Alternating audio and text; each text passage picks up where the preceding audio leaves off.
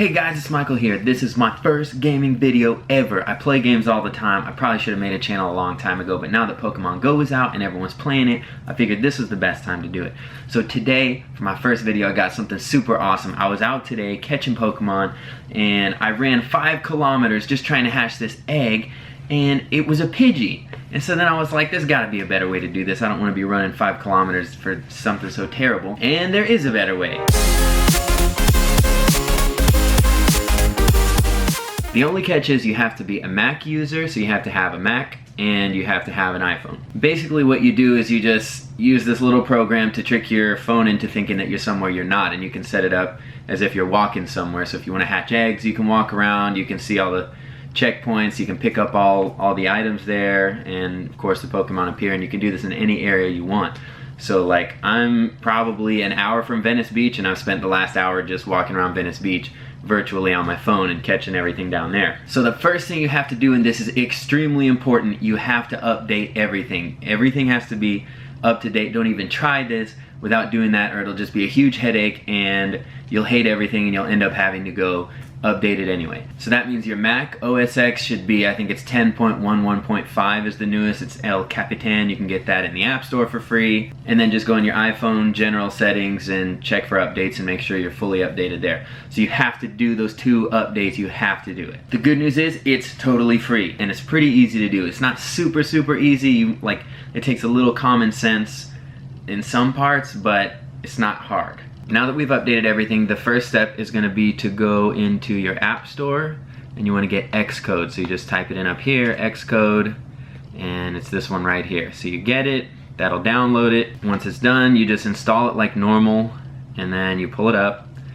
Once it's ready, it may take a while, it's a pretty big file. So I've already got one set up here. I'll start over for you guys. First we're going to go up to File, New, and then we're going to go to Project. We're gonna do single view application. Next. You can call it whatever. I just called it Pokemon Cheat. This doesn't matter, just type in whatever. Make sure this is Swift and this is iPhone. Then we'll hit next.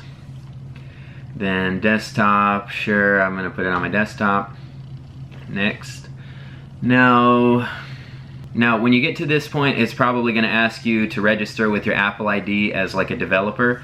That's not a big deal. Just put in your Apple ID and your password, and that should be it. That's all I did, and then I was able to get in and use this developer tool. So just register, follow all the prompts, use common sense, just read it and make sure, don't say no to something if it says, hey, you need to do this or it won't work. You know, just read it. This is common sense stuff.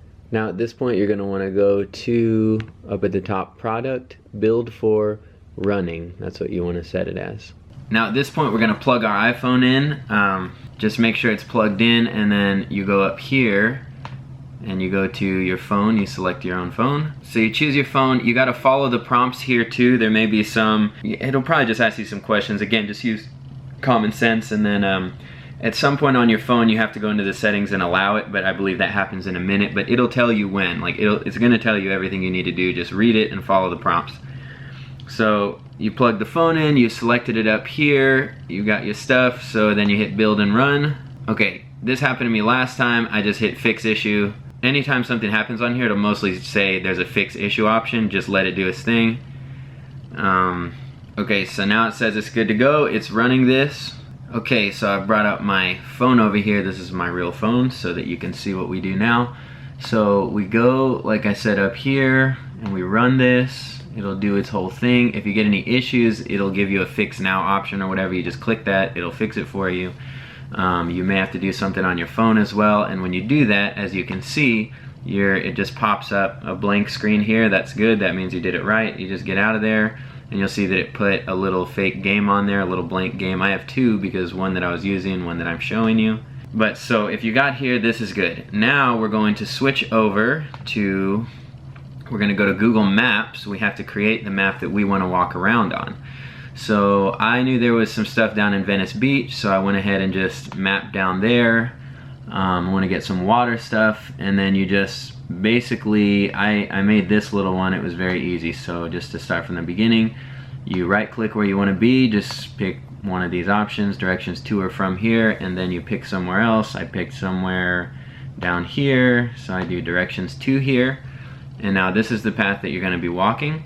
And one important thing is you want to end up back where you started. So I'm going to set my very last, right click, add a destination. So now I'll go from here down to this point and back here. You want to do that because if you end down here, when the program loops, it's going to teleport you back, and that's going to look weird to the program. So you don't want to be teleporting at any point, which you kind of have to the first time you do it when you first start the app, but after that you just want it thinking you walk like normal. And I have a tip for that later as well that I'll tell you. So we have our path here. We see that it's estimated at 8 minutes. You want to pick a time around that in this next step. So the next step, you're going to copy this. These are your coordinates and everything. You go over to this website. It's maps2gpx.com/mobiledev.php. I'll put that down in the description. You paste that maps link. You go down here, you check Xcode because that's what you're using, and then simulate time duration. Simulate travel duration is important, so we said it was 8 minutes. We're going to choose 10. Now I found you want it, the shorter the better. If you can do a 5-minute to a 10-minute loop, it'll start up faster and it'll repeat faster. So 5 minutes is actually the best. This one just happened to be 8 minutes, so to play it safe, I'm going to put 10. But overall, you'll see it kind of slows down the process. It takes a minute to get started, and the longer this is, I did like a 20-minute loop, and it took like 10 or 15 minutes for it to just get started. And then it felt like it took a long time for it to have to loop again. So I would stick to 5 minutes. Find a good spot that has like, you know, a couple good points. This one I think has like 4 or 6 just along the way, just doing this loop. And the points reset like every 5 minutes, so you can get a lot of XP and a lot of items just going back and forth. So once you've selected all this time and everything, you're gonna hit let's go. It creates you a little file here. I'm not going to use this one because I literally just made that same Venice Beach one. I believe I called it Venice Test 2 because I tested 2 of them. So what you do next, you put your file here, you name it to whatever you want, and then you go down here, back on your Xcode, and you're going to go to this little arrow at the bottom, the GPS looking arrow. You're going to add GPX file to project, and then that's where you add your files. So you would click this, Venice Test 2. I'm not going to add it because I've already done it. So you would just hit add, and then once that's done, you click the arrow again, and you pick the one you want. So these are just some of mine, so I would select Venice Test 2. And then now that's running that on my iPhone. So as you can see, if you go over just to your maps, you'll see that it set me down here in Venice. And I promise you, I am not in Venice. I am far from it. But my phone now thinks I'm in Venice. And let's go to my app. This is Venice. Here I am. Landed on my first checkpoint here at the Venice Skate Park. Sorry I didn't show you that. So you'll see he's kind of barely moving. Like I said, it takes him a minute to get started, but as long as it looks like he's trying to walk, that's good. That means it hasn't failed. It's just going to take him a minute. And every time when he gets back to this point and restarts, he'll kind of do this again. But once he gets going, he goes a pretty good walking speed. So while he does that, I'm going to go ahead and catch this guy. Let's just see if we can do it this way.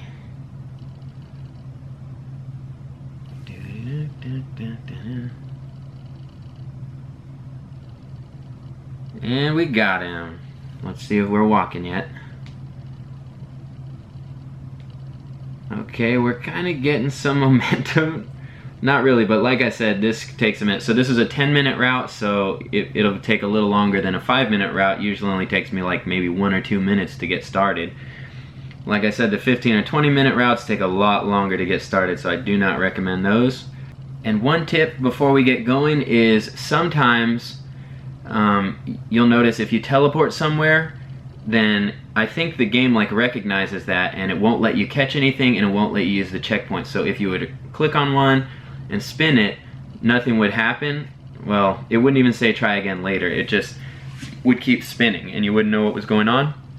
Also, another way to tell is every time you try to catch a Pokemon, they'll escape like right away. The ball will hit them, they'll go in it, they'll pop right out, and then they'll just escape.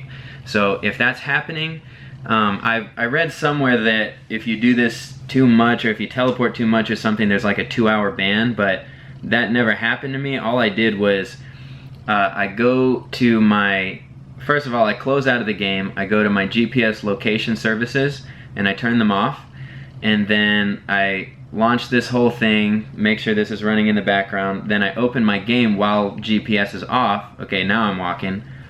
And while the GPS is off, I fire up the game, and then once it's on, it'll say like no GPS signal, and at that point, once you make sure you have this thing running in the background telling it where the GPS signal is, then you turn location services back on and everything should work like normal.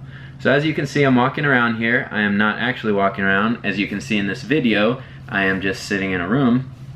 So let's see, again, my items are full, but every time you do this, you get XP. Yeah, 50 XP.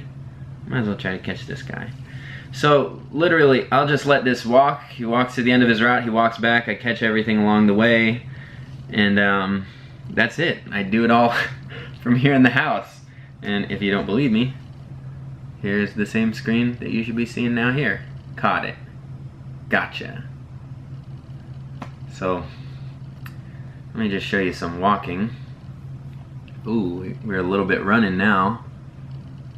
This is from the comfort of my own home. Let's get this thing. And again, I just do these for XP because my bag is full. I went from a level 7 to a level 11 today just from being in the house, so that's pretty awesome. And you can pick where you want to be. Just, I would recommend before you teleport anywhere, turn off the location services, then fire this up, tell your phone where it's supposed to be, then open the game. Ooh, I need these. Then open the game while there's no location services on.